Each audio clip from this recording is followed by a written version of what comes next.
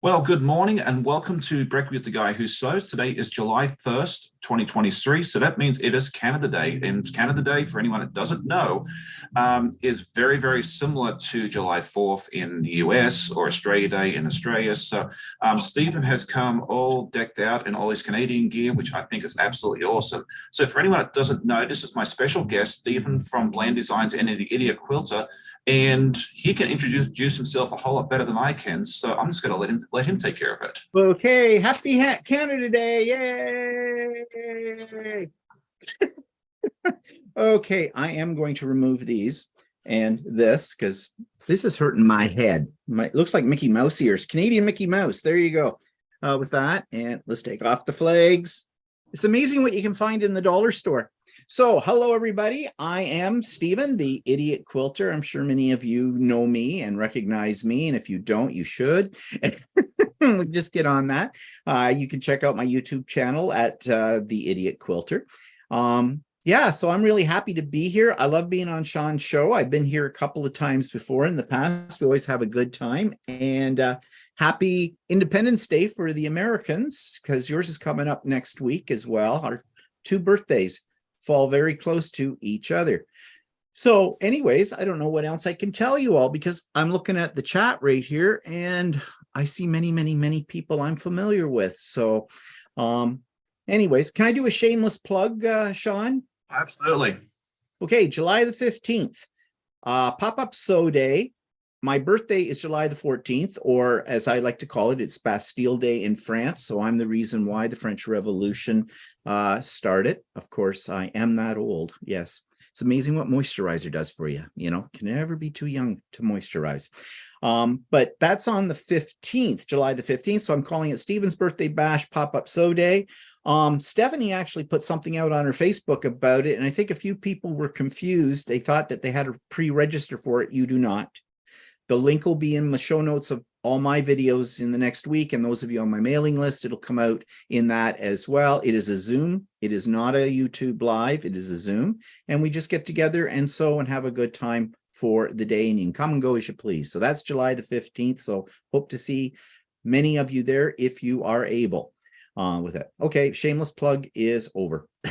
Oh, no problem. I'm glad you did that because you may have noticed we do have a new setup. The first thing you may have noticed is that we're actually side by side. I actually pulled the plug. I bought some new equipment over the last weekend so we can actually do it this way. And then we had some sound and some sound issues, which I figured out the reason behind it. So for some reason, the lighting doesn't look all that great, which is weird because on Zoom it looks fine, but here on YouTube it looks absolutely horrendous. So we may have to play at that just a little bit on the next live. Actually, I'm looking at it on my iPad, and your light, my light look okay from what I'm seeing. Okay, so maybe it's just on my computer. I don't know. Anyway, so yeah, let's just say good morning to everybody that we may have missed. It looks like Bettina's birthday is July 15th, so that'll be a great way for her to spend her birthday with you. And I hope to hop on for at least a little bit during that event as well. So that'll be a lot of fun. So let's see which of our friends are here already. Looks like our friend Pam from the Empty Nest Crafter is here. She was with me here last week. Susan Yearout says, wow, up early enough to watch the whole live. Our friend Stephanie is here. I was hanging out with her last weekend on her channel. That was always a lot of fun. We did a fun project together. Bettina, we said good morning to. Melody Kiefer is here. Bettina, we said, I think our friend Pasita is here. Our friend Shannon is here from Slayer. If you haven't checked out her channel, definitely do so. Sweet Granny, Colleen, our friend Russ from Quilt Meets World. He is here with us, and he's going to be on with Stephanie this afternoon at 5, so that's going to be a hoot. And Stephanie, just make sure you have a backup generator on standby, because the last time he was on a live, funny things happen. So him and I have already had a good joke about that. Katie Crafts, good morning. Good morning. Jean, it's good to see you. And my friend Gloria from up in, she doesn't live too far from me. Ingrid Bowers is here. Good morning. Good morning to Janine. Nada, I think I pronounced that right. Good evening, Jan. Let's see, Quilting in the Man Cave. Good morning, Rob. It is good to see you. Our friend Fallon is here.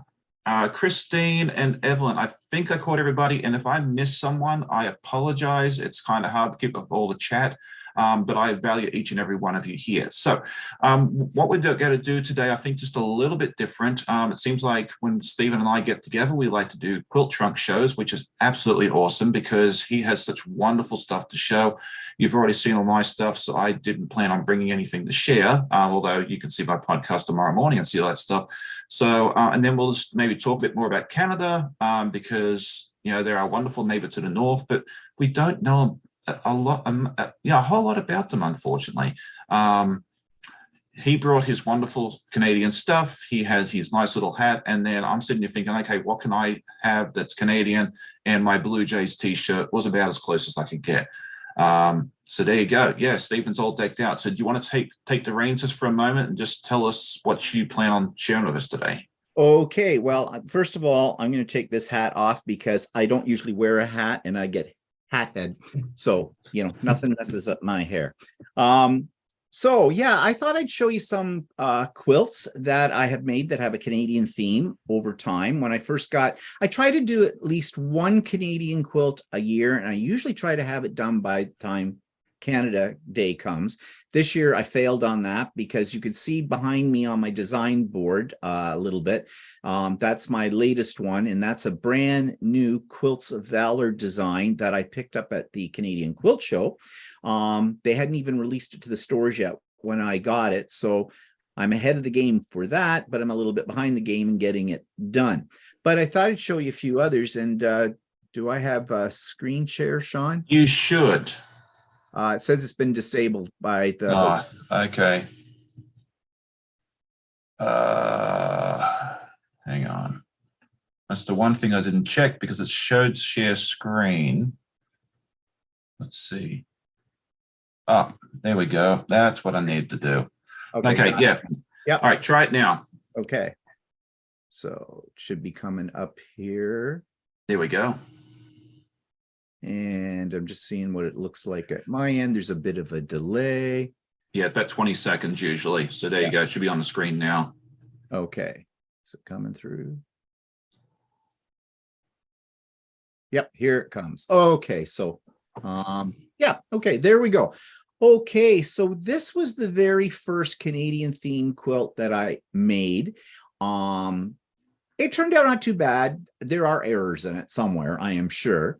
But I really I love blocks that have maple leaves in them. Not because so much that's one of our national symbols for Canada, but just because I like making them because they sew up really well as a block. So you can see I put some in here.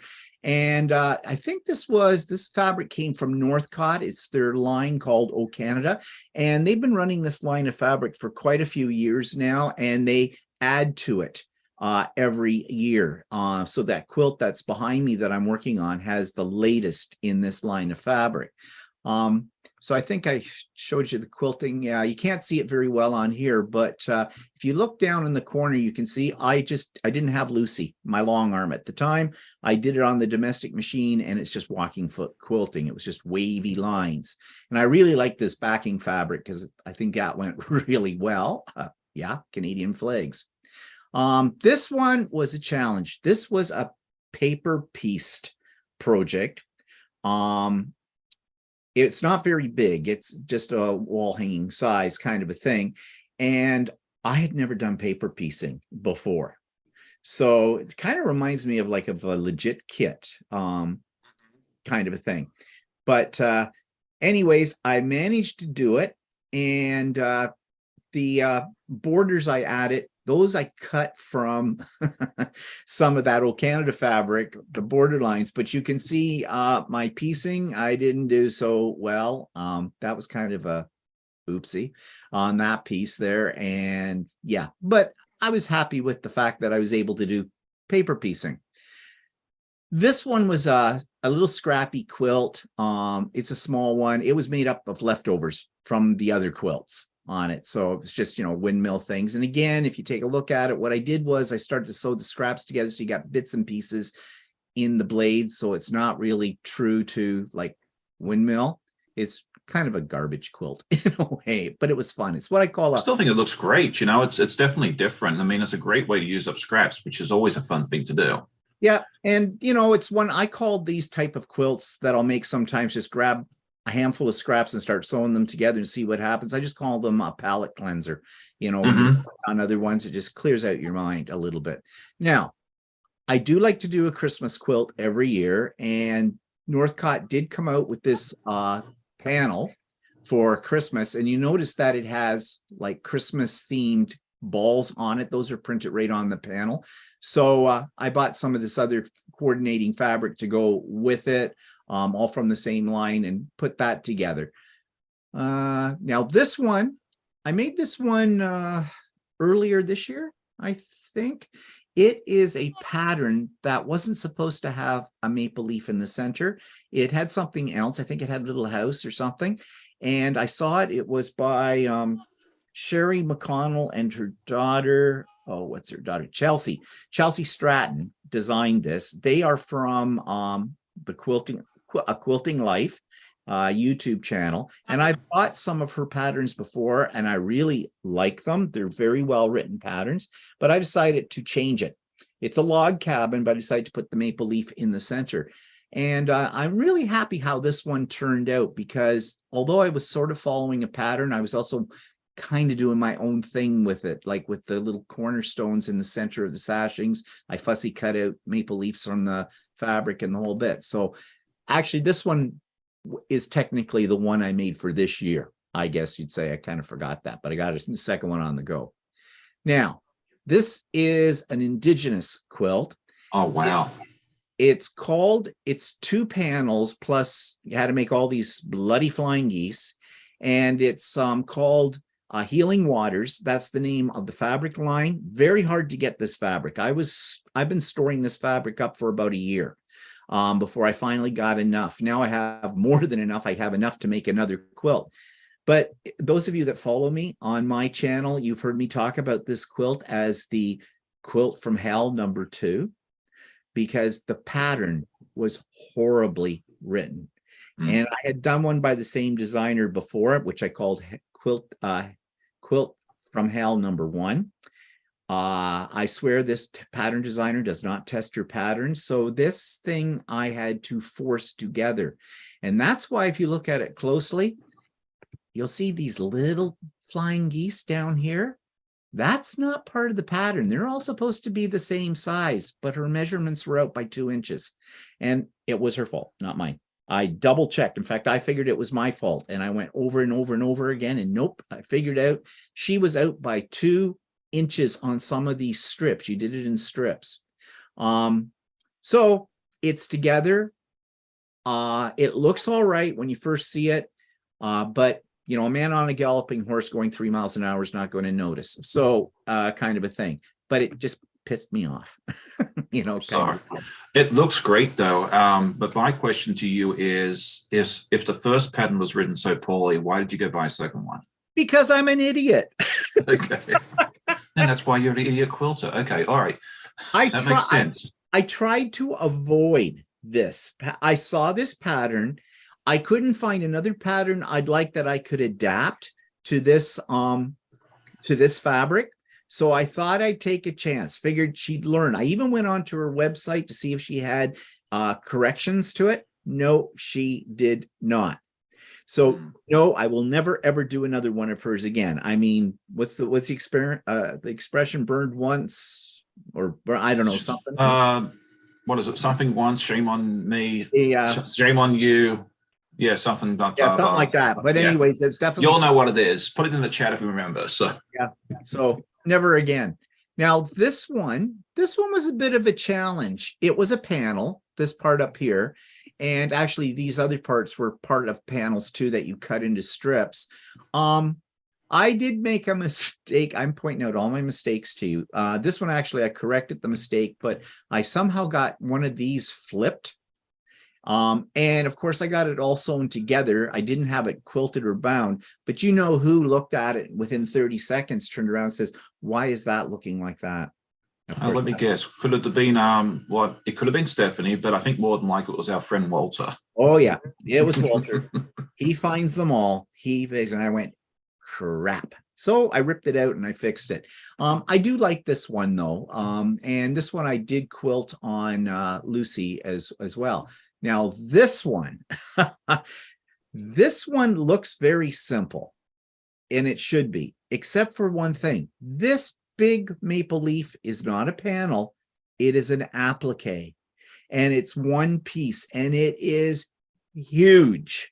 And trying to figure out how to get it attached to the quilt, because we're talking, this quilt is about I think it's around 80 inches wide by about 92 inches long, something like that. So 3/4 of it is made up of this giant applique.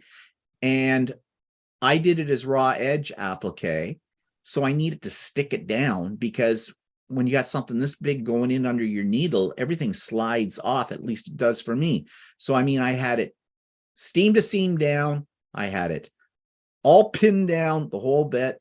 I managed to get it done, but there was cursing and there was swearing. And I did quilt this one on the domestic machine.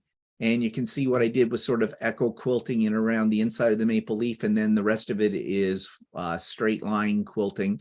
I quilted it fairly densely. It took a while, but I was happy with the end result. And that pattern is by a Canadian designer, Paul Leger. He's a Bernina ambassador currently, but he also runs a Facebook group called Canadian Male Quilters. And so this was his design. His instructions are very good. I just wasn't prepared for the size of the applique.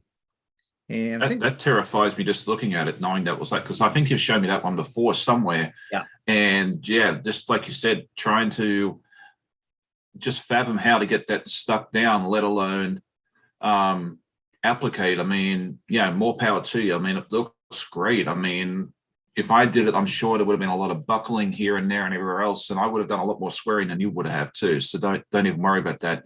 And the other thing I wanted to mention was that I think it's great that you mentioned that you make mistakes, because it's good for viewers to see that we're not perfect. You know, like what you're the same way as me, and what you see is what you get. You know that, you know, Jack is my best friend. You know, I make mistakes. Sometimes I look at them and I'm say, you know, it's not worth fixing. And sometimes it is. And I have to pull my little buddy out.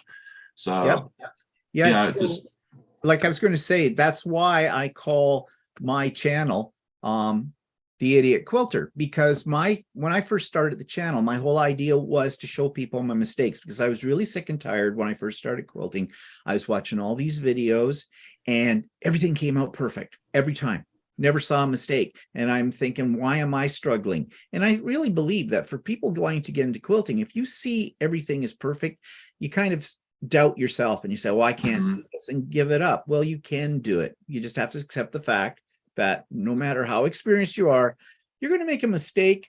It's recovering from the mistake, you know, and, you know, the expression, well, it's good enough. It's done, you know. Exactly. Yeah. I mean, I believe by the 95% rule, you know, a 95 is still a solid A.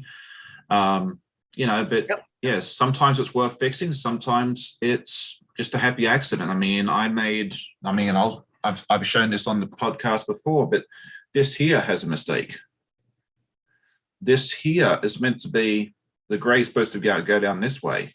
Oh, okay. And I put this row together and I saw it was backwards, and I was like, can I live with it? And I'm like, you know what? It looks fine as it is. It looks kind of fun. It's unique. So yeah, sometimes just if you make a mistake and it doesn't look terrible, just leave it. Yeah, really. And you want to know something? That mistake, I think, works very well. If you didn't point it out, you know, I mean, it reminds me of, because I know it's supposed to be part of his beard, but you know, the handlebar mustaches kind of a thing. I think it works with it that way. Oh, I love it. I saw it and I was like, this is a fun act. Yeah, it's a happy accident, as our happy hippie Bob Ross would say. So I left it. The expression, there's actually two of them that we were talking about early. Someone said once bitten, twice shy, and that's kind of what we say in Australia, but I think it was Fool me once, shame on me. Fool me twice, shame on you. I think that's the one we use here more commonly in North America. Yeah, I think so. Actually, I think it's the other way around. I think fool me once, shame on you. Fool me twice, shame on me. And that's the thing with those two quilts by that same designer. Everybody knows who I'm talking about if they've seen The Idiot Quilter, because I have ranted about that quite a few times, actually. So yeah. But that's what happens. Yeah, so, there's some great patterns and some, I mean, I made a wallet for my wife once, and the pattern was horrendous, like you said. And I actually found a tutorial, and that was helpful. I actually met the lady at a quilt show a few years ago who actually wrote it, and I said, thank you so much for that. But I hadn't gone back to buy any more of their patterns. I'm like, well, you'll learn. Yeah, you live and learn. Yeah. All right, sorry, I didn't mean to interrupt you there. Oh, no, it's okay. I was just going to say, is there anything? I'm trying to look at 3 different screens here. That's why my eyes go rubbering around the room to see what people are saying. And so if I've missed anybody, if anybody had a question for me or something and I've missed it, I'm sorry. You're fine. Let me go back real quick, because unless you've done a live, you don't realize how many moving parts there are. I mean, how folks manage to do a live by themselves. That absolutely amazes me. How Steph runs it by herself, Becca, all the other folks that do it by themselves. It's easier for me because I have a friend with me. They can also look at the chat, or I can ask them a question while I go look. It's but even then, it's still a lot to look after. All right, so I know a couple people talking about the slide lock rulers that Fallon has made, and those things are awesome. If you haven't got one and you need something to help cut your fabric, these are absolutely awesome. I love mine. I was cutting my fabric last night for my Wicked Witch block, and it made the absolute world of difference. You've got all these pieces in here. So if you're in the market for a nice ruler where your stuff doesn't slide, I highly recommend Fallon stuff there. So a few people are talking about that. I want to get my hands on one of those, but they're pricey to get them here to me. So that doesn't mean I'm not going to try, though. I even with the high shipping cost, honestly, to Canada, I mean, I would save your pennies and do it. I mean, it's been an absolute game changer for me, because when you cut yardage, it doesn't matter how well you try and hold it down, that ruler will slip. But with this, it's got, what is it, like with the large one at least, it's got like 1, 2, 3, 4, 5, 6, 7, 8, 9, 11 little spots where it holds the fabric. That sucker does not move. I think it's brilliant. I think it's a brilliant design. The only thing I would say, and this is not a criticism of it, is just that now the next, if you do another rendition of this, a 2.0, maybe put some lines on it. They're working on that. They've got to try and figure out how to get the markings onto the ruler itself. So that's something that has been brought up.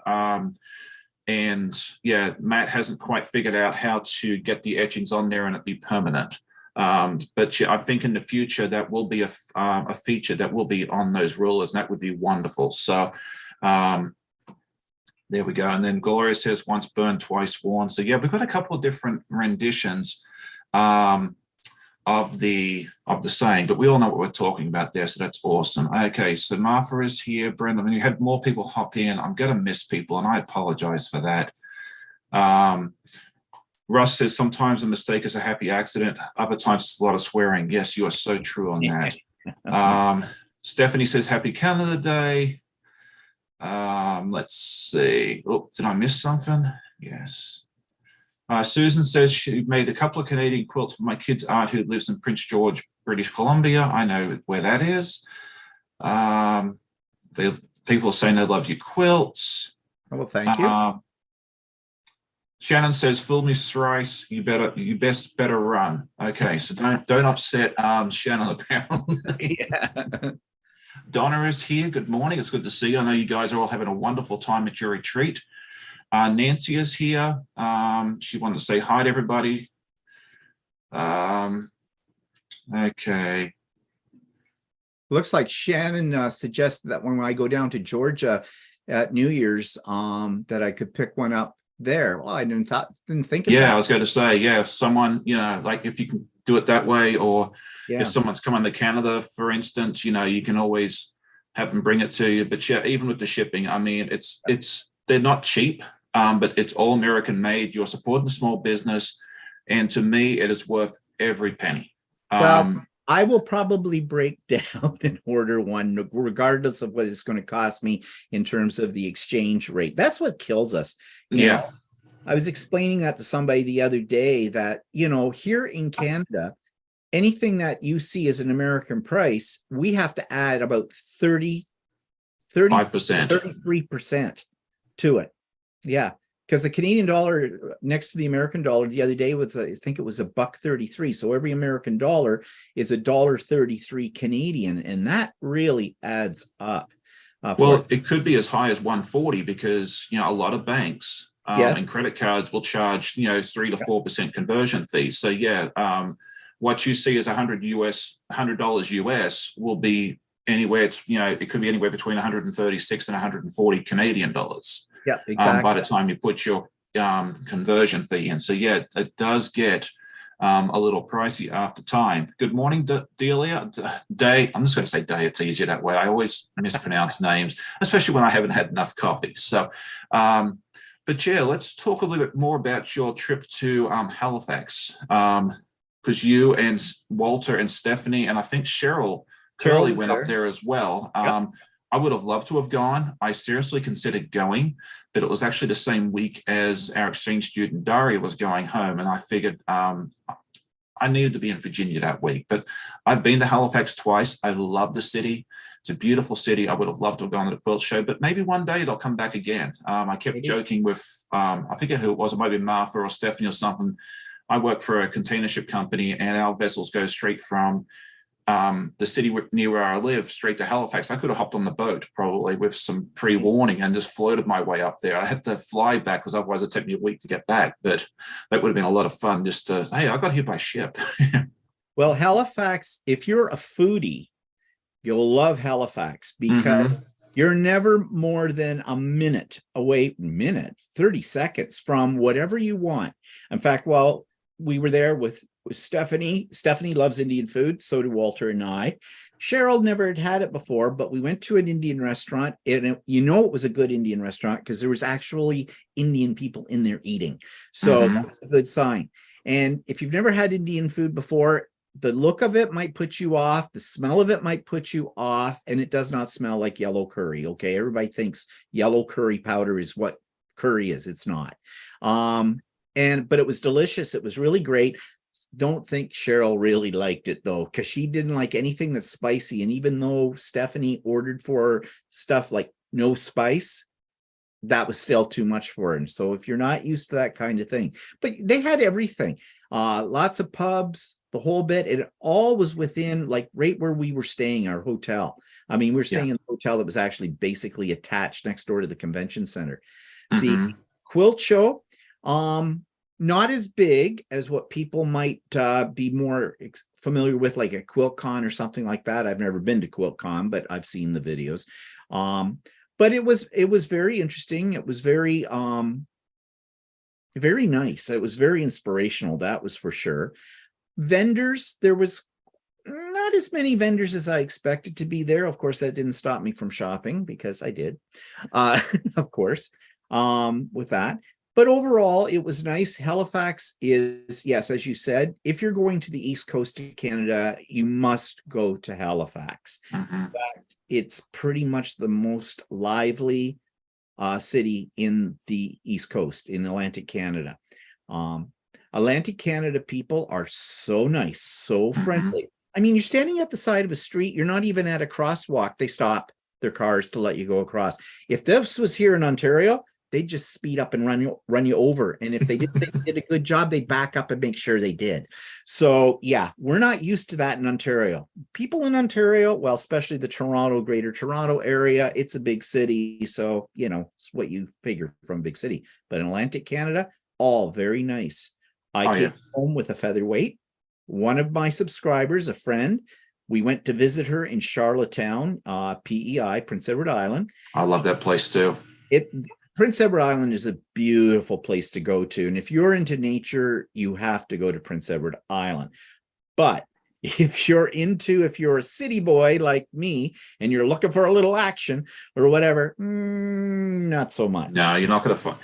No. So here, one thing we were told when we went to Prince Edward Island is they said it was kind of like Eastern Ireland, like, you know, you had the rolling hills and everything else of that. Would you agree with that? Because I mean, I certainly did. It was a very cloudy, rainy day, that the day we went, and you could still see the green hills and everything else there. I mean, I thought it was an absolutely stunning piece of the world. It would remind you of Ireland in that way, of the rolling hills, the greenery, the whole bit. It's very, very rural. Charlottetown is the biggest city. It's the capital city of PEI, and it is not a big city. It's only about 50,000 people in it. I live in a city of 175,000, okay, which is not, by American standards or even world standards, huge, okay? But for Charlottetown, very small, but good choice of places to eat. Oh, absolutely. You know, and they had your favorite ice cream store there. They did. I've been there, which is Cows. But before we get to that, let's just segue real quick. We did have a question for you from, where was it? Up here a second ago. I'm sorry. Catherine Anderson. She asked us, can you tell us the name of the paper pieced maple leaf pattern, or the name of the designer? The paper piecing one that you did. I think was the second one. Nope. No? Okay. I do not remember, but what I'll do is I'll see if I can look through my drawer of patterns, which is very disorganized. And oh, wait. Just give me a sec. Okay, so I'll entertain everybody. But yeah, the ice cream place that he was talking about is called Cows, just like the animal that moves. And it's a small chain of ice cream stores that are primarily in Atlantic Canada. So Halifax has one, Charlottetown has one, and they claim to be the world's best ice cream. And I don't know that Stephen would agree with me, but I totally believe that is the truth. And they actually have one not far from you down at Niagara-on-the-Lake. It's like an hour and a half from you. So if you ever get a hankering for it again, you don't have to drive all the way to Nova Scotia or New Brunswick. You can just go straight over to Niagara-on-the-Lake and you can enjoy yourself some ice cream. I wish I could get there a little quicker. So he's looking that up there as well. I have my journal here, and I usually record my quilts in it. And I'm just seeing if I can find, when you know, it'd be probably the one that I call Canada Quilt. And I probably didn't. It's maple leaf quilt, but I'm going to have to, after we're done here today, I will try and find it, and I'll try to put it in my show notes for Stephen and Walter Live on Sunday, or into the other ones as well, because I'm sorry, I don't remember what it was called at all. Oh, that's okay. I mean, you do a lot of projects and it's hard to keep track of them all. But yeah, it's funny that you bring up that journal, because I actually got myself a whip journal, which I'm going to showcase more over the next week or so. And it's a great way of keeping track of, you know, the pattern designers, when you started, when you finish, and everything else. And it's been something I've wanted to do for quite some time. And I got the book this week and I'm going to start filling it out. So I'm bad at recording that kind of stuff. I have tried different, you know, how you can buy those, they usually come out at the Christmas season, you know, gifts for journals, what you call it, quilting journal kind of thing, or planner. And there's all kinds of them. And I've bought several of them over the years with great intentions. You know, you get that spurt at New Year's for the next year, you're going to do all this stuff. And I don't keep them up. The closest I've have is that little cheap old book I bought. And what I do is, when I finish a quilt, I write it down in that book when I finished it. I should record the pattern designer in it too, and I don't do that. I'm really bad, but I don't label my quilts either. I know people are going to kill me for that. Yeah, I need to do that too. They can kill us together. I want to, but I always forget until like it's getting handed over to the person. I'm like, oh, whoops, I didn't label this one. So that will happen very soon, I promise. But that's one of the reasons I started my channel, is I was like, you know, I can just do a video log of everything that I've done too. So, you know, you can go back and check out all the different episodes and see what I've done. So I figured if I forget to write it down, I can just go back and check out, you know, the different episodes. I mean, I usually hold up whichever one I finished as the thumbnail. So I'm like, okay, well, that's when I finished that one. So that's actually a really good idea, you know, to go back, because you've got a video, you know, documentation of what done there as well. But you're talking about the cows ice cream, and I kind of like, we had one in Halifax, and we took pictures of us eating the ice cream and sent that to you. And then in Charlottetown, with Colleen, we went there as well. It is good ice cream, and I love the names for what they call it. Like they try to get moo into everything or something cow-like. The only thing is about their ice cream is that we have a brand here in Ontario. They don't have it as an ice cream shop thing. We have two brands. We have Chapman's, which you buy in the grocery store, which is actually very good if you buy the premium one.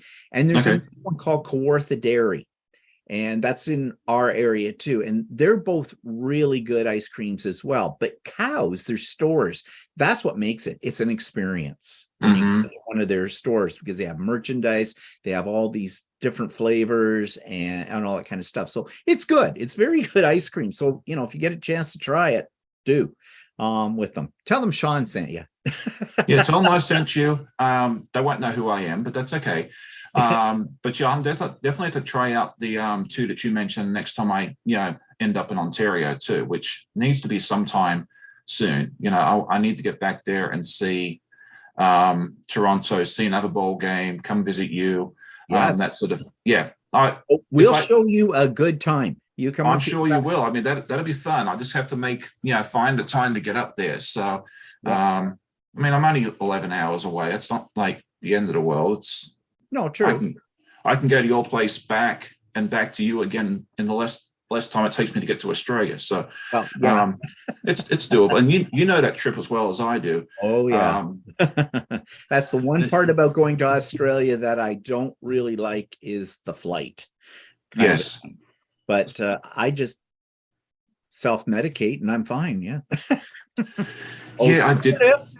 I did that once by accident because I now get motion sickness on aircraft. And if you have motion sickness on the aircraft, they say don't sit in the back because apparently the plane will fishtail as it flies through the air. They say sit over the wings, but that doesn't make any difference. So one time I went to a chemist or a local, what they call a drugstore here in North America, and found some motion sickness stuff. And they said, do you want it with caffeine or without? And I'm like, without. Like, I don't want to be up all night, on a 14-hour flight back to Los Angeles. And so I took it and I woke up 12 hours later. Yeah. And I found out that one of the active ingredients was the same stuff that's in Benadryl, which is an antihistamine. Okay. And when I have Benadryl, it knocks me out. I am out for 12 hours. I took it once when I was in Nicaragua because I had like 55 insect bites on my ankles from weed whacking in the coffee fields. Yeah. And I had to have two men carry me up the hill to put me into bed because basically I fell asleep on this bus going up the side of a mountain in Nicaragua, and those roads are not well paved. I mean, it's like potholes and you're on this old school bus. And I remember nothing of this trip. Like, I remember bits and pieces, like I'd wake up and I'd see headlights, and the next thing I remember I was getting carried up the hill to bed. And so Benadryl and I don't get along well. But apparently if you give it to me on a flight, I don't remember anything. I sleep the whole way, which makes a 14-hour flight wonderful. And I don't get motion sickness. So win-win. I might have to take some more Benadryl next time I go. Yeah, I think for us it was a 16-hour flight from Vancouver to went. And then of course we have on top of that, we have to fly from Toronto to Vancouver, and that's 5 hours. So, and then you get to Australia and realize a whole day just disappeared because, you've gone across, the time zones and everything. So you're a little disoriented at first, but we're thinking about going next year again to Australia, maybe in the spring, our spring, kind of. I know it's the fall and winter, but really fall and winter in Australia is like still not that bad. No, it's not. Because we've been there at Christmas time. Well, that was summer. But yeah, it's not bad with that. So, anyways, are people saying anything here? I feel like they're kind of quiet. I mean, Catherine says, thanks, Stephen. I'll watch Stephen Walter live on Sunday, so she'll be looking for your answer there as well. Diane says that Benadryl makes her crazy. Yes. I mean, I give Benadryl to our dogs every day to keep them from scratching and biting and stuff. So, I mean, it doesn't affect them at all, but it affects me, and I'm a whole lot bigger than the dogs. So, what else were we going to do today? Well, I thought I would just do a little thing here to see how much the Americans and possibly some of the Canadians and others on here really know about Canada. Yeah, why not? Because we know, I was telling Sean before we went live on here, that we as Canadians actually study American history in high school. And we study Canadian history too, but Canadian history is boring. I mean, Americans have got, the War of Independence. You've got the Civil War. You've got the territorial wars with the native people. Yeah, it's a lot of wars. But there's a lot of excitement and action. You've had political assassinations in the history, and everything like that. In Canada, we don't really have that. I mean, the reason today is July the 1st marks that when we became officially Canada. However, what a lot of people don't realize is that we were actually a country several years before 1867. In 1864, there was something called the Charlottetown Conference. And that's where the provinces at the time, which were PEI, New Brunswick, Nova Scotia, Quebec, and Ontario, kind of came together and made an alliance. It wasn't a country, but they decided they were going to have a commonality between them all. And then that eventually grew. It took several years now for the British North America Act that basically said that Canada can now become a dominion. We're still a colony of the British Empire, but we had the right for self-governance. And that was called the Dominion. And for years, we called Canada Day. When I was growing up as a kid, it was known as Dominion Day. But through Acts of Parliament over the years in modern times, we changed it to Canada Day because we furthered ourselves away from Britain. We basically severed our ties for them. We have the king. I was going to say queen, but she's dead. We have the king now, but I still live in denial. Yeah. She's in a nursing home somewhere. Yeah. They just let Chuck out to With Elvis. Yeah. They're doing a car wash thing. Yes. Yeah. I love the Lizzie. Yeah. I just like to live in denial. However, the royal family, Britain, have no say in our politics at all. The Governor General of Canada is the representative of the Queen, and any law that's passed in Canada must be signed by the Governor General. It's just a rubber stamp. That's all. And we'd like to get rid of it completely, but apparently we have to open up our Constitution and everything again. And I guess the politicians are loath to do something like that because it's going to cost money to do it or whatever. Not that they don't spend a lot of money on useless things anyways, but, kind of a deal. But so we officially became a country in 1867. And we took the Western provinces and British Columbia. They came in a little bit later. In order to get British Columbia, we had to promise them a railway connection across Canada. And so we had that in our history. And that's what united it. But we weren't finished as a country until, how many provinces in Canada? There's my first question. It's either 11 or 13. I can't remember. Nope. 10. We have 10 provinces, but we have 3 territories. So that's where my 13 come from. Yep. We used to only have 2 territories, Yukon and the Northwest Territories. But then we took all of these islands up north of Quebec, northern Ontario, northern Manitoba, and landmass up there, which really there's nobody living there. And it's none of it. All right, let's see real quick if I can name the provinces. Okay.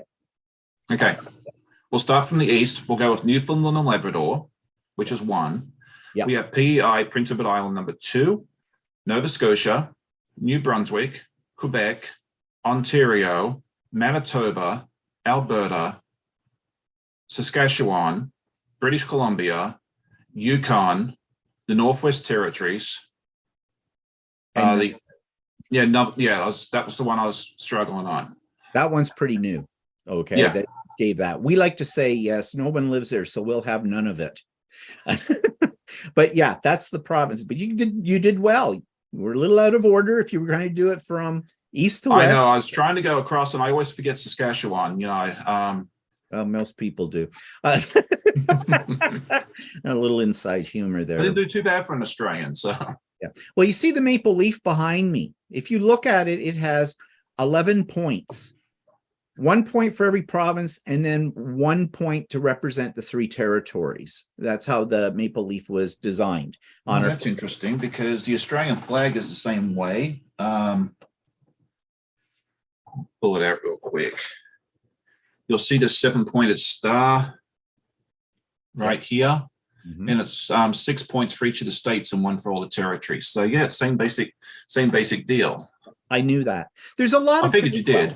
A lot of parallels between Australia and Canada because, well, first of all, we're linked because of the British Empire, the Commonwealth, and we're all still part of the Commonwealth, even though we are separate countries. Britain does not have any effect on our politics or anything like that anymore, but we still have that link with the Commonwealth, and there's a lot of similarities between the two. In fact, that's one reason why I love Australia, because it doesn't feel foreign to me when I go there. I mean, the accents are different, but basically it's not that big a difference between our culture and the Australian culture. As long as you look right, left, right before crossing the street. Yeah, yeah, that's right. Because you guys drive on the other side of the road and you have kangaroos and they're so fluffy. I love kangaroos. I know a lot of Australian people find them very annoying, to say the least, but I love them. But yeah, so Canada, this is Canada Day, 1867. The last province to join us was Newfoundland. They did not join until 1949.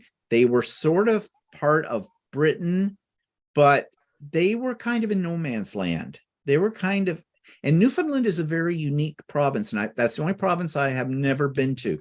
I've never been to the territories, but I would love to go to Newfoundland because people in Newfoundland are very warm, very hospitable people, but it takes you a while to get to Newfoundland. A lot of people look at a map and think, oh, well, you know, it's a short little ferry ride. No, it's not. It's an overnight thing to get there, and there is not a bridge.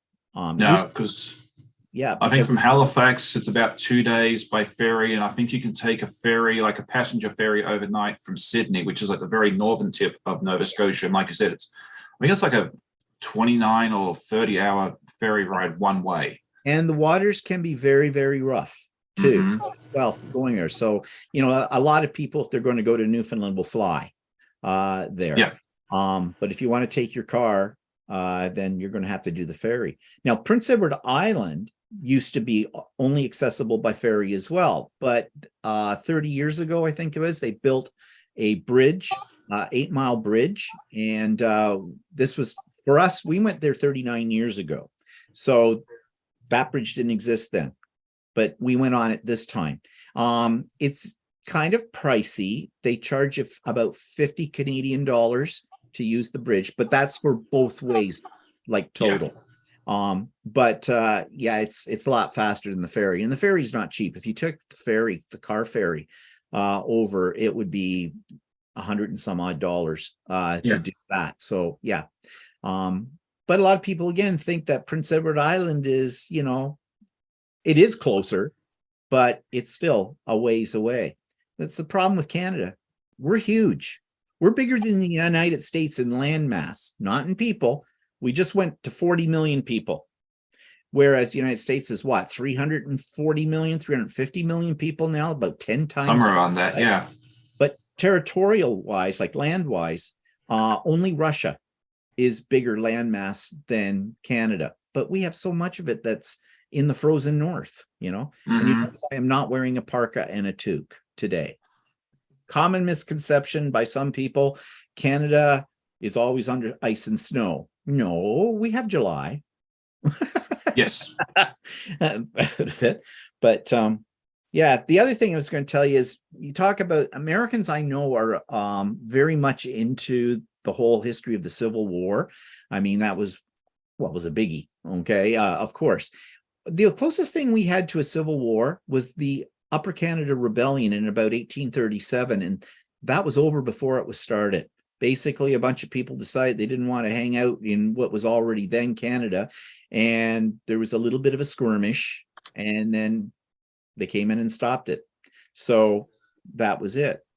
And another war we had was way before 1867. It was 1759. It was called the Plains of Abraham. And it's where the British and the French came to loggerheads about who was going to own this colony that was there. So in Quebec City, on a flat piece of ground, well, it's a bit hilly, called the Plains of Abraham, they had a battle for it. And the British won that battle. And that is why, to this day, Canada is a two-language, bilingual country, because the British, although they conquered the French, who settled Canada first, they knew they didn't have the power to keep them in control. So they said, hey, look, you guys can have your language, you can have your religion, and you can pretty much kind of govern yourselves in, Quebec, in the province of Quebec, but we really own you. So they let them do that. And so to this day, that's why in Canada, we are a bilingual country. I do bunny ears because I do not speak French. All the French I know is what I learned on the side of a cereal box, like Le Ribenflaven, Le Niacin, Le Hamburger. We take it in school, but I was not good at it. In fact, I hated it. But usually we can read it to enough to get us by. Speaking it or listening to somebody speak it, no, I'm pretty much lost. I pick up a few words, but everything in the country federally, you will see signs, federal signs, not necessarily provincial signs. In Ontario, you'll see it more in Ontario, but you go out west, they don't have French on their signs unless it's federal government.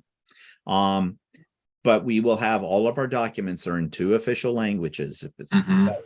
And the whole bit. So yeah, it's kind of interesting. It's kind of cute. Quebec is a great province to go and visit if you want to have a taste of Europe, like Quebec City, especially without going to Europe, because Quebec has a very European feel to it, Quebec City.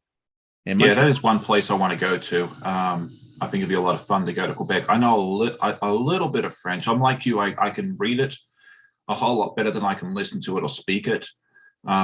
But yeah, like you said, like I know when I call the CBSA, which is the Canadian Border Services Agency, they'll always answer the phone, good morning, bonjour, so that way they, and I think I'm assuming to work there, you probably have to be bilingual because you never know if you're going to have someone that's calling in English or French, because there's a lot of folks in Quebec that can speak English, but they're definitely far more comfortable in French. Oh, yeah. Yeah, they will. You go to Quebec, you don't have to worry about a language barrier because as soon as you open your mouth and you speak English, they will switch right over. Depending on the political climate at the time. If you go when they're getting roused up again, and this happens every so many years, where they think they should separate from the rest of Canada, that's not going to happen. Then they'll suddenly will be all French. In a lot of cases. But right now, they just switch over. Montreal, the chief language of Montreal is not French, it's English. It is an English-speaking city in a French language province, which makes it a little bit unique as well. So you don't have to worry about the language. No, money talk. I speak to folks in Montreal all the time with work, and I've never had a problem, thankfully. So let's see. Someone asked if you taught history, but I think the answer to that is no, you taught English, correct? I did teach English and I have my degree in English literature, but I did take a lot of history. In fact, that was going to be my second teachable subject. You have to have 2 subjects to teach. So English was first, history was second, but I never taught history, but I was always very interested in it. And I took a lot of courses at university in history, world, American, all that kind of stuff with it as well. So I've always had an interest in it. But never taught it. No, okay. I was a drama teacher. Oh, that's my second teacher. Very much like my wife. She teaches English. She actually taught English and civics for many years. And she is, she helps with the drama program at her school right now. So I think, you'd get along. If you like history, you definitely need to come down to my part of Virginia, because we have Jamestown, Yorktown, all the stuff you just talked about. You can go see where all that stuff happened. I mean, Richmond's up the road. I mean, it had a lot of Civil War stuff as well. So yeah, one of these days you need to come down to Virginia and say hi. Well, Let's see. Stephanie said, tell them about what happened at Halifax. That was fascinating to me. what happened in Halifax? There's a lot of stuff. Are you talking about the ship exploding in the middle of the Oh, harbor? is that what she's talking about? I don't Yeah. know. I'm taking a guess. Yeah. Well, Halifax is right on the ocean. It's a port. Mhm. And it was a major port in Canada. And back during the First World War, there were several battleships stationed at the port of Halifax. One of them was a munitions ship. And something happened. I forget exactly what sparked it, but a fire broke out. And all the munition stuff went up. Well, it went up with a huge bang to the point where it devastated the city. Halifax is built on the side of a hill, and it wiped out Halifax. There were hundreds and hundreds of people, well, thousands actually, of people that were killed and maimed by that explosion. It was the worst disaster in Canadian history. And that was I want to say it was 1917, but it might have been 1914. But the First World War had just started in 1914. So I think it was 1917. But anyways, it is still considered the biggest or the most disastrous event that's ever happened in Canadian history. And if you go to Halifax, you will see pictures of what Halifax looked like before the explosion and what it looked afterwards. And it flattened. It just flattened the city. And that just amazes me because like Halifax Harbor is not small. Like, No. yeah, because you got Halifax on the, I guess, the north side or the west side, I can't remember, and then Dartmouth on the other side. And it's a fairly decent sized harbor. I mean, it's, what, I'd say probably like a kilometer or so between, like, from side to side, would you say? Like, well, it's probably at least that, but it can handle cruise ships, because cruise ships do come into the port of Halifax. That's how I got to Halifax both times. And then, yeah, the big container ships can go actually fairly far. There's two container ship terminals there for anyone who cares. One fairly close to the mouth of the harbor right near downtown. Well, it used to be called Howton. It's now PSA Atlantic Hub. And then there's another one further up the harbor. Once you go past the big bridge, the big green bridge. Yeah. So, I mean, it's a deep harbor. I mean, it's a fairly big harbor. It's fairly wide. So, I mean, to me, like standing there on the harbor and knowing about that event and, think about how big a bang that must have been, because obviously you have the blast, which would have flattened everything. It must have been one heck of an explosion. And the reason the battleships were in there is because it is a sheltered harbor, because the way the land goes around. So that was why during the First World War, the ships would pull in there because it was a safer haven. But that's why, though, that the explosion was so devastating, because everything was built right down in that area and it just wiped it all out. So, yeah, it's quite the thing. They still talk about it to this day, actually, with even 100 years later. So, yeah. So I guess that's what Stephanie was asking about. She said yes, that was it. I mean, I was taking a guess because I figured that's the big event that happened there. Because the other thing that everyone talks about in the Halifax area, and it's also big in St. John, they participated in the rescue of the Titanic. Yes. Yep, that's right. The vast majority of people that are buried in Canada, like victims of the Titanic, are at Fairview Lawn? Yeah, Fairview Lawn Cemetery, I think it's called, which is just a couple of kilometers outside of town. There's a section there, I think there's like 120 or so there. I've not been to it, but yes, that's right. In fact, until you just mentioned it now, I had forgotten all about that. But yeah, Canada's history is one that, I think a lot of people take Canada for granted because we're the characteristics, like, or the stereotypes. Like, first of all, we're always apologizing. We're going, oh, sorry. Well, actually, that's true. We do. But does that mean that we're really polite people? No. Depends on where you go. Sometimes sorry is not said as in sorry. It's more like, yeah, sorry kind of thing. And it's like the word a. Now, I don't know how many times I have said it this morning on here because I don't hear it, but Walter claims that I say A all the time. But that's one of the stereotypes, of Canada too, our language, kind of a thing. The thing is, Canada doesn't get, we're in behind the scenes. Like, we're known for being peacekeepers on the international front. We don't get so involved in the wars and in the battles. We're there to kind of keep peace, give aid, humanitarian aid, and that kind of thing around. That's kind of our characteristic, I guess, as a country in the world. And because of that, I think a lot of times the world takes us for granted. They think we're kind of simple. We're not. We're not that simple. But if you go outside of the area that I live in, like I live in, as I said, 40 minutes away from Toronto. And Toronto's the largest city in Canada. It's about 4 million people. I know by the standards of New York, Chicago, LA, things in the States, that's like small town kind of. Your traffic is just as bad as those places. Our traffic is the worst in the world, even worse than New York. We have a highway that is at one point 23 lanes across that goes into Toronto. And you don't do it during rush hour because you're not going anywhere fast on that one. But the thing is, most of the 60%, I think it is, of the population of Canada is concentrated in the area that I live in.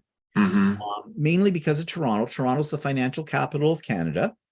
And so, of course, it draws in all the corporations, all the big businesses, and people come there for jobs and all that kind of thing. When you get outside of this area, then you see the real Canada. And the real Canada is very rural. We have only 3 major cities in Canada: Vancouver, Toronto, Montreal. Anything else is much smaller. And if you go to the East Coast, you're going to get a much more realistic view of what Canada's like. Small towns, friendly people, and sometimes friendliness gets called simple. Not that simple, but that's the stereotype. That and toques. Oh, and donut holes. We love our donut holes. Yes. Okay, I didn't realize. And you have like 75 million Tim Hortons as well, which if you haven't, one on every corner. I love Tim Hortons. Unfortunately, the closest one to me is either in New Jersey or West Virginia. There's a drug in their coffee, I swear. I hate Tim Hortons coffee. To me, it's like someone wiped up a counter, got it wet, and wringed it out into a cup and gave you a cup of coffee. But that's sacrilege to even say that, because there's many Canadians are constantly going through the drive-thrus at Tim Hortons at any hour of the day, getting their double, as they call it. Means double cream, double sugar in it. And I can't stand their coffee. But there's a Tim Hortons every corner. You can't miss a Tim Hortons. I love their baked. I love their like their donuts and their baked goods. That's what I go to Timmy's for. So that's good, and that's where you get the donut holes. Like the Timbits, which is the donut holes which you just spoke about. The Timbits. I know at Dunkin' Donuts they're called Munchkins, and I forget what they call it, a Krispy Kreme. But yeah, the Timbits are awesome. The baked goods are great. You ever had a beaver tail? It's an elephant ear, correct? Yes, it's like what you guys call an elephant ear. Yeah. Yeah, I remember you guys talking about that on the live that you all did up in Halifax. So yeah, we usually get it. It's one of the things we like to get when we go to the state fair here in Virginia. So yeah, we haven't called like if we went to the state fair and asked for a beaver tail, they'd be like, "What's that?" Yeah, we need to call animal control because this person's like abusing animals. But yeah, I mean they're wonderful. Yeah, have you ever had one of those? And then of course there's poutine. A lot of people will call it poutine, but in Quebec it's called poutine. Poutine, okay. You don't say the E on the end of it, but whatever. But that's a typical French kind of thing, which is just pure poutine is just French fries with gravy and curd cheese, that on it. But everybody has bastardized it with other things now. I'm not a big fan of it because I find it too rich. Like I could eat like maybe 2 French fries done like that and then I'm done. But That's very popular. And I've tried it once, actually at the state fair here in Virginia, of all places. But it does remind me of a story. I was in Charlottetown, Prince Edward Island, and we went to this Irish pub for lunch. And in Australia, it's very, very common to have gravy on your hot chips or French fries. Yep. And yeah, we went there. I got my fish and chips, and the waitress asked me if I wanted gravy on the fries. Now I've been missing gravy on my fries for 10 or 12 years at this point, and I'm like, absolutely, yes, please. And like her tip just got doubled just by that simple act. And I found out later on it was like $4 charge or something for the gravy. I didn't care. I did not care. Like if they could have charged me $25 for that gravy, I would have paid it happily. Like I saw it on the bill afterwards, like, oh, okay, no problem. That's a staple food in Canada. They will always ask you, except at McDonald's. But if you go into a restaurant, you order fries, they say, do you want gravy with that? But you do have to watch the extra charge, because depending on where you go, like it might be 50 cents or it could be $4. So, be prepared. It's a bit of a ploy. I did not care. I was happy to pay it. As I said, I doubled my tip for her, the waitress. Like I was like, yeah, you're my new best friend. There was a couple behind me that ordered something else, and then once they heard me getting all excited at the gravy, they changed their order to what I had. Like apparently, I made a big enough reaction that I got these two guys to change what they had ordered. Well, I didn't mean to do that. When we're in the States, something that any restaurants we go into, very rarely do we see a bottle of vinegar on the table, because we put vinegar on our French fries as well. That's very British. Yeah, it is. And then we also have potato chips, salt and vinegar potato chips, which I think you can get those in some of the states now. But you can. Yeah, I see it on occasion. I think Pringles does it. Yeah. And then there's ketchup potato chips. And I've seen those in Australia. Yeah. Now, they're not one of my favorite, but that's something. They're an acquired taste. And then all dressed. All dressed is basically everything on the potato chips when you buy them. We introduced Stephanie and Cheryl to ketchup potato chips and all dressed. Stephanie does not like anything with like salt and vinegar kind of on them. So those left her out. And I don't know if Stephanie, if you tried a ketchup chip, I can't remember, but I think the whole idea of that just repulsed you with it. But one thing we did, and we had it on our video, is we have milk in bags. I saw that. Yeah. And so we took Stephanie and Cheryl into a grocery store when we were in Halifax to field bag milk. It was kind of erotic, but here, feel this. Now, not all of Canada has their milk in bags, but Ontario for sure. That's how we buy it. We've been buying that way for a long time. You can get milk in cartons as well, but if you're going to buy the 4-liter quantity of milk, it will come in bags inside a bigger bag, and we have a special holder for it, and you drop the bag in and you snip off the end, and that's how you pour your milk. And to us, that's normal. But I always go for Americans to go, you have milk in bags? Yeah, we do. Yeah, the only thing I've ever seen in bags is like that really, really cheap wine that you can buy like that comes in the box. Yep, the boxed wines, cardboard nay.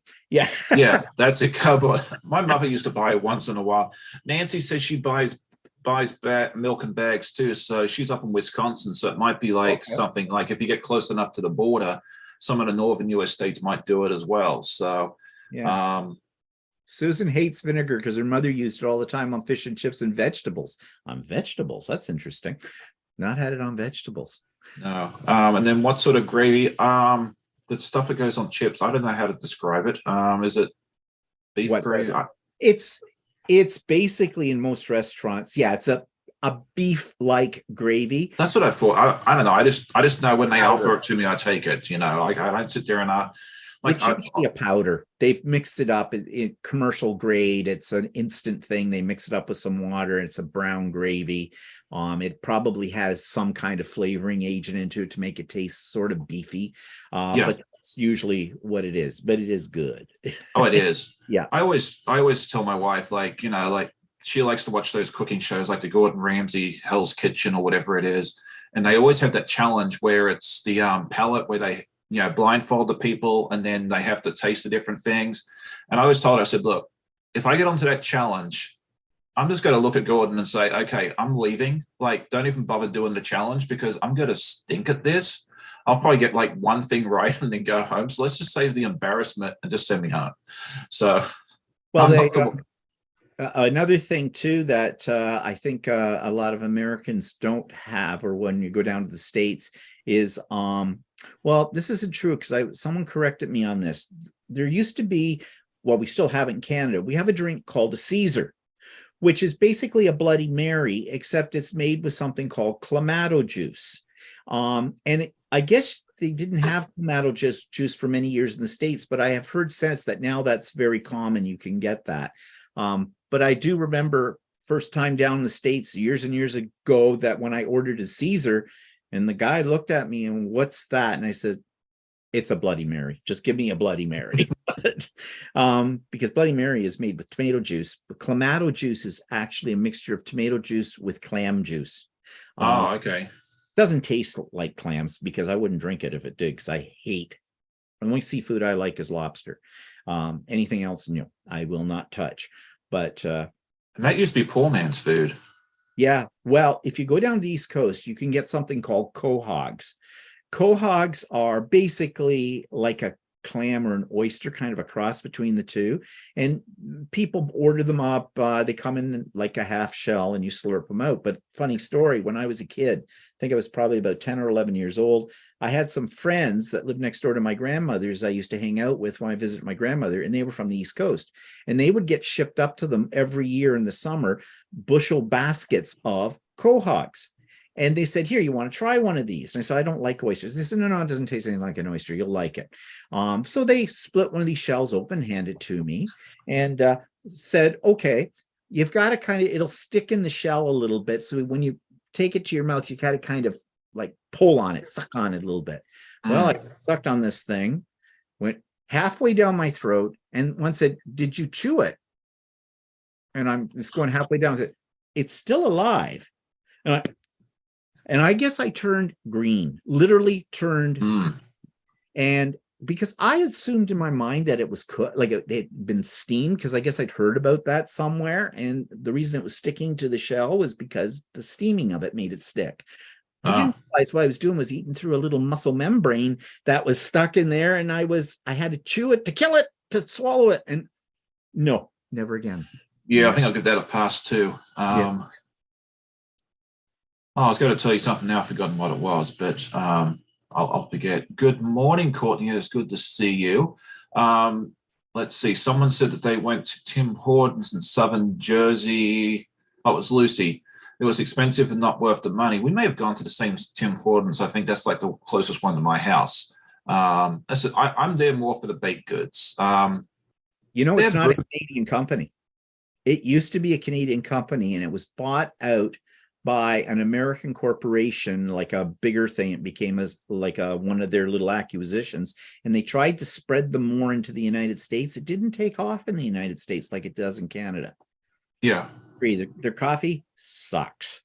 Yeah, I don't know if I got coffee there or not. I love the baked goods. I'm there, I'll just go get my Timbits and go about my my merry day and be just happy. So yeah. Seeing what else. I see Catherine says they don't have milk in bags in BC anymore, in British Columbia. So I don't know why we still have it in bags. I don't know what that's all about. But I mean, actually, in some ways, it doesn't take up as much space in your fridge. Yeah. So, but I don't know. It's kind of weird. I don't even know why we started having. When I was a kid, we used to have like milk stores around, like Becker's or something it was called. I remember as a kid, and you'd buy a gallon jug of milk. And that's what we always had in the house. And then at some point they switched over to bags, and we've had that for most of my life. Bags milk. So I don't know with that. Oh, and one of the other strange things, what was it that we were introducing? Oh, peanut butter. That was it. When we went to the grocery store, Stephanie said she had never seen Kraft peanut butter nor Planters peanut butter. Planters, the nut people. Yeah. She says she's never seen it. So we took them to show them that Kraft peanut butter is one with the little teddy bears on it. And I know you have Kraft products in the United States. Yeah, now that you say that, I remember seeing it a bunch in Australia when I was a kid, but I don't know that I've ever seen Kraft peanut butter in the US now that you mention it. I mean, you have Jiffy and Skippy, Jif and Skippy, stuff like that. And Planters. Yeah.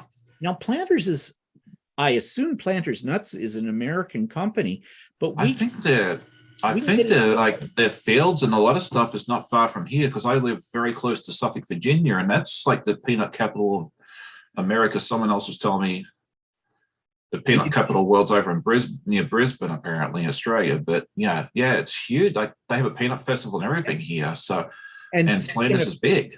Speaking of Kraft, we have something here that's kind of a Canadian staple called KD, Kraft Dinner. And it's macaroni and cheese, but it's like little elbow macaronis. You boil it in water for about 7 minutes, and then you have this packet of powdered cheese, processed cheese. You put it in and mix it up. But you have something that's close to that, but I think it's just a different label. I think you actually it is macaroni and cheese, like Kraft macaroni and cheese. Yeah, something like that. I can't remember the name of it, but it's same, but it sounds like exactly the same product. Yeah, I think it is. Susan says, my mom's parents came to the US from England and bemoaned that I drink coffee, not tea, said I ignored my British heritage. I say you eat and drink whatever you like. So there you go. Yeah, I mean, that's what it is. But so I guess we have a few strange things. One thing that we like to do when we go down to the States is hit a Walmart, because the Walmart is so different than the Walmarts here in Canada because you have such a vast variety of stuff. And that's another difference between our two countries, between the States and Canada, is because you have 10 times more people than we do, you have 10 times more choice in brands. We just go and look and think, oh my God, what's that? Never seen that before. It was like grocery shopping in Australia. They had minced kangaroo, I think it was dog food. But when we first saw it, the way that it was kept chilled and in sort of a plastic tube, I thought it was hamburger. And then I read the label, went, oh, it's for your dog. Okay.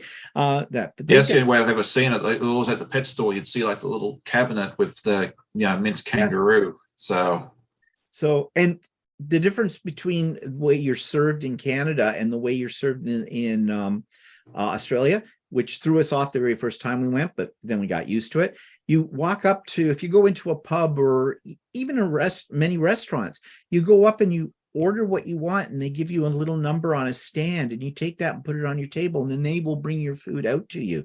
They don't have really table service. Now they do in some restaurants, usually the more expensive ones we find table service, but that took a little while to get used to. And to bring this back to the United States, there was a restaurant, very popular restaurant way back, I'm talking 30 years ago, that came to our area from the States called Sizzler. It didn't survive in Canada because you walked into a Sizzler, you went up to a counter, you saw the menu on a big board, sort of like at McDonald's, except this place did not have fast food. You could order a steak, you could order your wine, you ordered everything you wanted, you paid for it right there, they gave you the number, you put it on your table, and someone would bring it to you eventually. Didn't last because that's not how we dine in Canada. That is not at all popular with it. And a lot of restaurants, if they're not fast food ones, went out of business in Canada for the same reason. We eat differently than Americans do. It's subtle, the difference, but it's still there. Like Olive Garden went out because Olive Garden did not have a bar area where you could sit and wait for a table. They don't? They do here. The one like down the street from us has that. You go sit there at the bar and wait for your table. Nope, so the ones they put up here didn't. Okay. Bar area, and they went out of business, and we don't have Olive Gardens anymore. Much. I love their breadsticks. Oh, the breadsticks are awesome. Yeah, I love those. And there was another, oh, well, of course, it's not food, but as we call it in Canada, Target. Target did not survive in Canada. Again, problems there.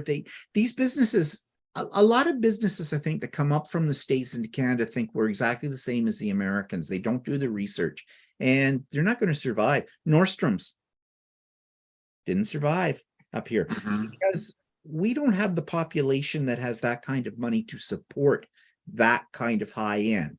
Right. It's a very small percentage of people in Canada that has that kind of money to buy that kind of things. So yeah, so there are differences between our two countries. And absolutely. Also on our television channels, you guys are not a big land mass that's in one color. We see the whole of the United States when they do the weather. When we go to the United States, all we see is this big red blob or pink blob in the northern part of the United States, and that's supposed to be Canada. That's it. Nothing more about it. And now, and this is thanks to our government, Google and all the major social outlets, social media, are not going to carry Canadian news because our government did something very stupid. They want Google and like YouTube and that to pay Canadian news outlets for them being on their stations, and they're saying, I don't think so. We're not going to pay that. So there's that was a stupid move by our government's part. I have no idea. They should have just left it alone. But yeah. So what can you do? Yeah, so I'm just looking at the chat here real quick. Mozilla says I have to bring coffee crisp chocolate bars to Arizona as my son can't buy them there. That's an Australian candy. I know exactly what she's talking about. Catherine says they do have Planters peanut butter here in the States. I'm just not sure I haven't seen it, but I buy the store brand all natural stuff because that's the stuff I like. Yeah. So I mean, it could have been there and I just missed it. Apparently there's a bunch of Costco's in Canada, which I knew. But you know what's different about the Costco's in Canada from the United States? The Costco's in the United States sell wine and liquor. Ours do not. Oh, okay. They're not allowed to, at least in Ontario. I'm not sure about other provinces where they might be because the liquor laws are a provincial thing. And that's how it is here. Yeah. I mean, we've only just recently, like in the last 5 years, 6 years, have been able to get wine and beer in a grocery store, and it's not a huge thing because you usually have to go to a government store called the LCBO, Liquor Control Board of Ontario, and that's where you get your liquor. And then we have things called beer store. It's actually called that, beer store. It's a corporation, and that's where you get your beer. And so, yeah, it's our laws for liquor are a little backwards in comparison to other places in the world. Yeah, in Australia, you usually went to they had like a liquor store that was always attached to the supermarket. It was run by the supermarket, but it was in a different section, so that way, your little kid couldn't just go running in there, and that kind of worked out well. So, let's see. Stephanie says the kids thought the chocolate was better in Canada. I agree with your kids because you actually have proper Cadbury up there. Well, actually, I can tell you something about the Cadbury. When we buy Cadbury, because that's our favorite chocolate, we go to a store that imports it from Britain because the Cadbury that you get in Canada is different from the Cadbury you get in the States, and it's different from the one in Britain. And when we were in Australia, we went to Dundee, and that's where they have a huge Cadbury plant there. Right. They told us that the formula for Cadbury chocolate in Australia is different than the one in Britain, is different from the one in the States, because it has to do with the amount of sugar content. Right. The American one, I think, has the most amount of sugar, and it changes the flavor of it. So we always buy Cadbury chocolate that comes from Britain. The Canadian one is more like the American one, and the Australian one tastes a little different too from the British one and the American one as well. So yeah. And there are certain, like, did someone say Coffee Crisp on here? Or yes. Okay, Coffee Crisp is a Canadian chocolate bar too. Oh, okay. I didn't realize you all had it up there. Okay. I'll have to stock up the next time I go up that way. not a fan of it, but because I'm not a big fan of mocha, yet I like coffee.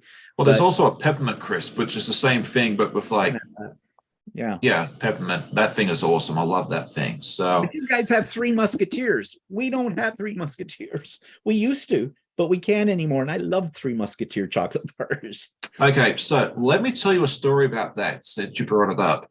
Um, Here in the US, you have Three Musketeers, you have Milky Way and Snickers. In Australia, we have we have a Milky Way bar, but that's what you guys call a Three Musketeers bar here in the US. The Milky Way in Australia is what you guys would call, is what we call a Mars bar in Australia, and then the Snickers is a Snickers. So yeah, I got very, very confused. I got a Milky Way once, and I'm like, what is this caramel doing in this? Like, I love caramel. I didn't, I wasn't complaining, but I was just like, did they put the wrong thing in the packaging? And my wife was like, no, this is how it is. I was like, this is a Mars bar. Yeah, it's kind of weird. It's just it's chocolate bars, but that there is a difference. And you call in the States, you call we have something called Smarties, which are like M&Ms. Mm-hmm. But in the States, you call them Rockets or there's some other name. We have something here that's called Rockets, but they're not like M&Ms. They are hard little candy that come in a little tubey wrapped up thing. But there's something you call, what we call Smarties, and I forget what it is, the name that you guys have for it, but it's different. Yeah, the Smarties in Australia were a chocolate, like you said, like an M&M or that sort of thing, but they're made by Nestle. I have not seen an American equivalent here. I guess M&Ms would be the closest but they're owned by Mars, not Nestle. So I just don't think they have anything similar. But I know exactly what we're talking about. The Smarties here, and what they call Smarties in the US, is like powdered sugar, and it's totally and utterly different. Yeah, I think that must be it, or with it or whatever. But I just know that people are always, when we say Smarties, Americans think we're talking about something else. Very different. Oh, it's absolutely, like, totally different.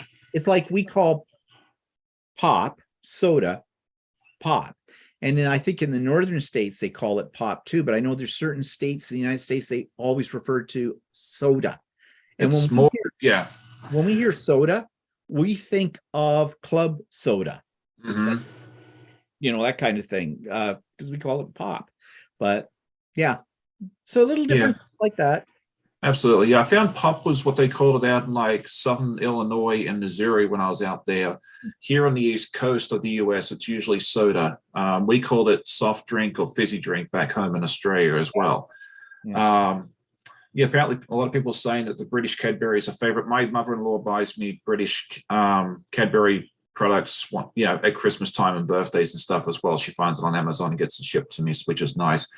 But we're getting pretty close to 9:30, so I think we might go ahead, because I try and keep it to about an hour and a half. We might go ahead and just wrap things up in just a few moments. But for anyone that hopped in late, because people just trickle in as time goes on, because we do start rather early, do you want to just let everyone know what you have coming up in the next couple of weeks? I know you have kind of a big event in 2 weeks that you can tell everyone about again, and anything else that you might have. Okay, so we have, during the week, the usual is I usually put out about 4 videos every week. I put out one that's my vlog, which it's just a mishmash of all kinds of things going on in the last week. Then we have the Idiot Quilter on Tuesdays, which is where I focus more on quilting projects, fabric, all that kind of stuff. On Fridays, Walter and I do one together called So Chatty, and that's basically, we're just between the two of us talking about things about quilting, garment sewing, because Walter's a garment sewer, that or related issues to that. And then it's a free-for-all on Sunday afternoons at 4 p.m. Eastern time. 4 a.m. No one's going to be there. Where we just talk about whatever comes up, and we never know what we're going to talk about, because basically it's what the conversation ends up being. And so it can be politics, it could be pet peeves, it can be whatever, and people are encouraged to join in on the conversation, sort of like this, because it is a YouTube live. On Wednesday morning, Stephanie and I do Sewing with Stephanie and Stephen. It starts at 9 a.m. Eastern time, and it's been running lately the full day, and it's kind of a come and go thing. We publish the link to it in our show notes of both Stephanie's programming and my programming. Anybody is welcome to come to it. It's very informal. I used to do Craft and Chat, which was the first Wednesday of every month, but I have now stopped it because Sewing with Stephanie and Stephen have really actually taken that part over. Right. I do pop-up sew days, and they're called pop-up sew days because they're on a Saturday, but you never know when. Right. Sometimes you'll get 24 hours notice. Sometimes you'll get a week's notice. It depends on my calendar. I try to do at least one a month. So the next one coming up, which I mentioned for anybody that was here at the early beginning of this live, the next one is happening on July the 15th. It's called Stephen's Birthday Bash. Pop-up sew day starts at 8 a.m. Eastern Standard Time, runs until about 5. It's a come and go. It is not a YouTube live. It is a Zoom. So the link for it will be in the show notes the week before in all of my different videos. And if you're on my mailing list, you will get that link sent to you. And if you want to be on the mailing list, my email address is always in my show notes. Just send me a note saying you want to be on it. You'll be on it. And then I run twice a year a retreat. Now the retreat is a little bit, it's sort of like a pop-up sew day, except you have to pre-register for it. We usually have quite a few people. Last one we were full. We were at about 90, 92. That's about all I can handle on the Zoom. It is a Zoom. It is absolutely free. I usually have guest speakers. Sean was one of my guest speakers. Yeah, that was a lot of fun. And Stephanie has been one of my guest speakers. Russ has been from Goat Meets World, was one of my guest speakers. And I've had other people over the time. And the next one will happen. I usually run one in the spring, one in the fall. The spring one is come and gone. The fall one is going to be probably October the 21st. It will be a Saturday. And there's prizes. And it's just a fun time for everybody to work on whatever you want to work on, but you get the added bonus of some guest speakers who are going to talk about something that's always very interesting, because I wouldn't have them speak if they weren't. And exactly. So there's a lot of stuff that I do with my channel. And in case you've never caught one of my videos, I warn you now, I do not edit. What you see is what you'll get, and what comes out of this mouth may sometimes not be coherent, and it is not PG. Okay, sometimes certain words do slip out, but having been an English teacher, I always use those words in a complete sentence. So that's good. So yeah. Well, yeah, so it sounds like you got a lot going on. Like, yeah, you always have, and like I always tell people, like, if you haven't checked out Stephen's videos, please do so, because no matter what you want, he's got to have something there to suit you. Like, you might not like all of them, but you got to like something. So, definitely head over and check out his channel. The link is in the description below, or the show notes, as Stephen calls it. But yeah, I mean, it's always a lot of fun. I plan on hanging out with you at least a little bit on the 15th. I'll do my live as usual, but then I'll head over and say hi as well. That'd be a lot of fun. But another announcement I want to make today is, I know 8 a.m. is early for a lot of people.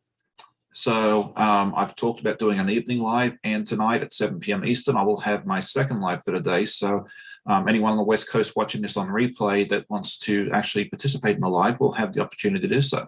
So that'll be a lot of fun. Yeah. If you've got nothing else to do at 7, come over and check it out. And then tomorrow morning, I'll have my live as usual. And then we'll have some more fun stuff coming up, which I'll talk about later on. So I hope you all had I hope you enjoyed our little chat. We didn't get any sewing done, but we weren't really planning on doing that today. So that's fine. It's always fun hanging out with my mate, Stephen. Thank you to each and every one of you that came in and watched us this morning. If you're in Canada, happy Canada Day. I hope you enjoy your long weekend, because I think most of you get Monday off. Yeah.